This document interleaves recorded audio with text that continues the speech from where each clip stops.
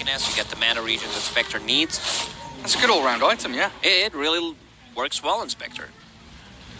How, like, this is the thing. How did no one think of that before? I bet someone was like, why am I Saber on Slark and not on Spectre? You know, it's the same kind of deal. Do a lot of damage myself up, something like I need mana regen, yeah. Perfect item. Yoe sucked up with the Lina and the Magnus. It's also let's say a hero's isolated. There's the jump. Combined with Nesso. Good job. Tornado got dodged out as well. Yoe can't finish it. GH slips away over the trees with the Arctic Burn. And Miracle might be able to turn this one around under this tier 1 tower, but there's a lot of execration heroes around here. Nigma is all about that early aggression. You can see the itemization. You mentioned the drums. On Invoker, Phase Boots, Magic Wand, Double Null Talisman, then going back to Hand of Midas just to be able to scale, get the levels, but right now he wants to be able to fight with the team because Spectre is a bit slow. You know, you need to buy time for your own Spectre. AFK Spectre, farming that bottom lane. Still near the top of the net worth though, 6,200. You mentioned the Echo Saber heading into Radiance next. And it's a very similar setup here to the Wraith King and what he's going for. Armlet Radiance farming that opposing portion of the map up towards top. He's going to get there that little bit faster though, and we'll start to see that gap increase with the Empower now. Look at that damage, just cleaving through a creep wave in a couple of hits, farms out the large camp in a second, and then back into the triangle where it is very safe. And quite a wide spread here from Execration. They're not playing tight together. I assume they're ready to react onto any of their tier 1 towers, but they're farming all 3 lanes, farming 2 jungles, while Nigma kind of grouped up in pairings here, expecting a battle to come. GH hiding in the trees in the top lane, one of the best heroes to defend the tier 1 tower. Not easy to kill, can set things up, especially after level 6. A bit of aggression. Magnus has RP, a bit low in mana. Once again, he's always low in mana. I'm just going to keep saying that. Let's see what they can make. Witchwyvern, one of the best heroes against the Magnus. You can just split the whole fight. You go in, set up a kill, because you know they're going to be grouping around that RP. And Mind Control slipping deeper into those trees. You mentioned GH's positioning, but Mars also in a similar spot. And Nigma bringing that Ancient Apparition top. The combo they've got, if they can catch a couple of people inside the arena, could be a beautiful setup for them. And if they get BDZ and Palos here, as Nigma, they do set up with a 2-man tornado. Arena catching out Nico and BDZ, the Ice Blast onto the Mars, and they blow up the Magnus. Now the Spectre haunting in towards RR. He pops a spur of time, they just need to get Palos and Yoe out of there. 3 heroes pummeled as Nigma bring everybody in yet again. The numbers advantage and the setup from Nigma spot on. They're not done. Lacoste, they want Palos. They want to get more core heroes. Great spear after that chilling touch and the cold feet coming. Palos turns on his armlet, still has that level 2 reincarnation, don't forget. So first life sure is expended, but Nigma, they don't want to stick around. They know that people are respawning. So the tornado TP. He actually hits him with the tornado while he is trying to TP out. Kuro will be the victim, eats Laguna Blade in the end. But overall, good fight from Nigma. Their vision game is super strong in the team fight. They had a high ground board. Also, they're ready to take the fight. You cancel the Blink Dagger on the Magnus with the Haunt. It's going to be easy to fight. Like he tried to skewer. Miracle spellcasting has been on point this game. Oh, it's been phenomenal. And yeah, he's going for that exact same build we were talking about. It's the 5 points in Wax, 4 in Quast, and then back into Exalt to try and ramp up your damage. And he's got some exceptional setups like this. He doesn't have Cataclysm yet, of course, on the Invoker, but they've got Ice Blast, they've got Spear back, the RP being fake pump, Nico, Sunstrike coming, RP's the Mars. It's a solo catch for the Cold Embrace. It delays the damage coming from Execration, so MC is absolutely fine. He's got some Skellies following him. Mind Control running forward incredibly aggressively. He arenas 3 of them.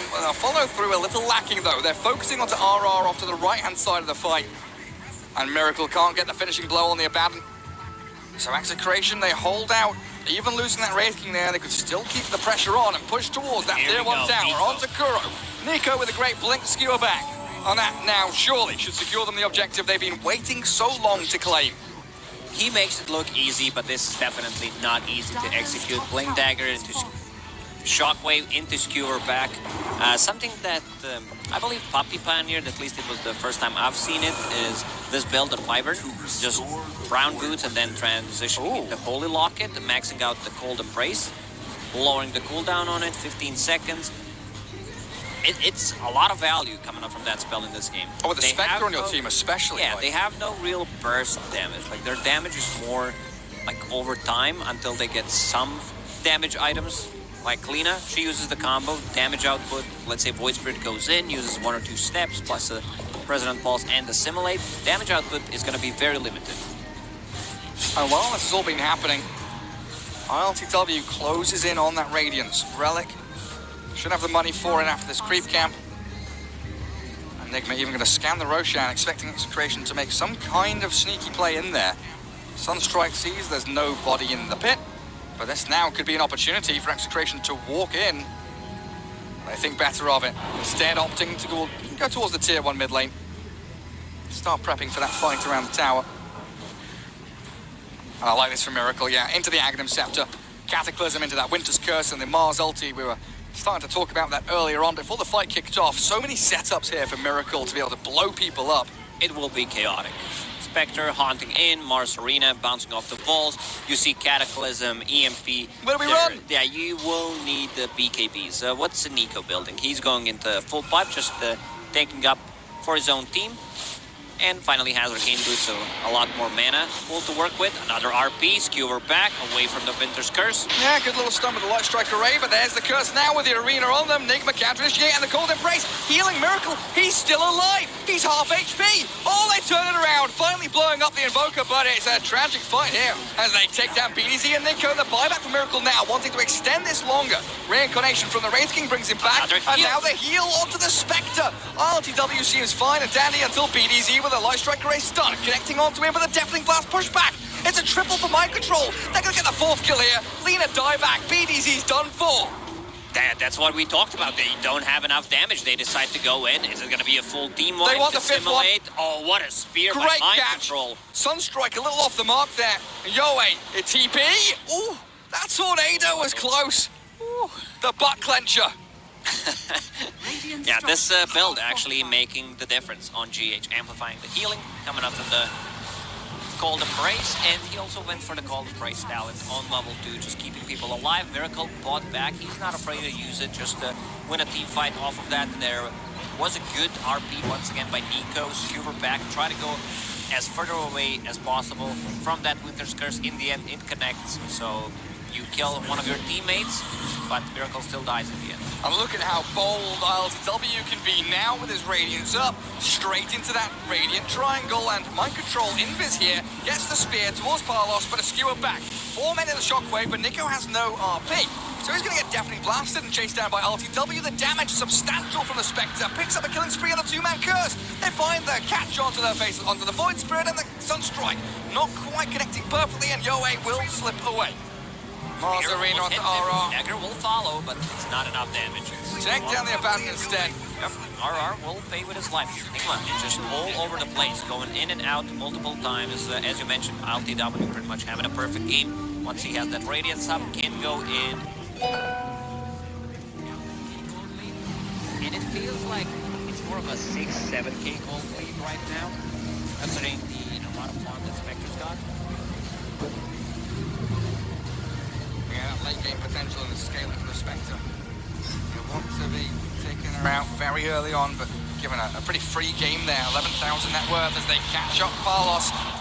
Jules and the Remnant not tagging Miracle. Light Strike Array towards Kuroki, but they heal once again from GH.